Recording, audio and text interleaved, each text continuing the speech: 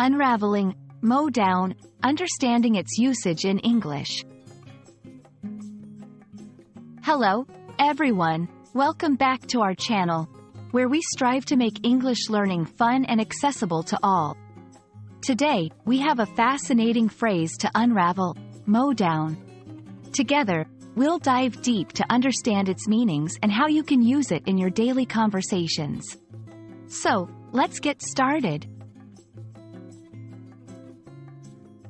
Mow down is a phrasal verb, and to fully grasp its meaning, it's crucial to look at the words separately and then together. The word mow originally refers to cutting down grass using a tool or machine. When combined with down, it takes on a metaphorical sense, implying a forceful or overwhelming action. In essence, mow down can convey two primary meanings, one literal and one figurative.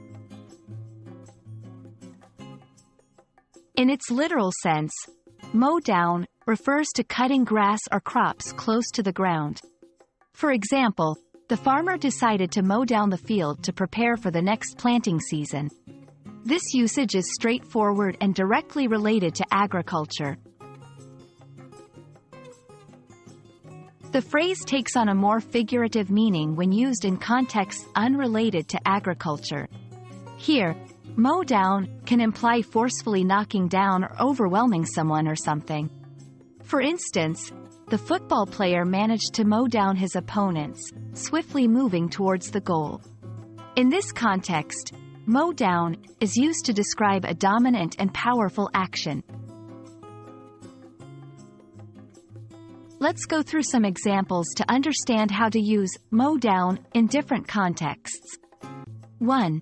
Literal. After the long summer, it was finally time to mow down the overgrown grass in the backyard. 2. Figurative. The debate team was so well prepared that they mowed down the competition. These examples showcase the versatility of mow down, making it a useful phrase to add to your English vocabulary.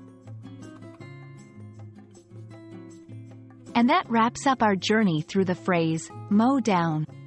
We hope this video has shed light on its meanings and uses, helping you feel more confident in incorporating it into your English conversations. Remember, language is a tool for expression, and phrases like mow down add color and variety to your communication. Don't forget to practice, and as always, happy learning. We'll see you in the next video.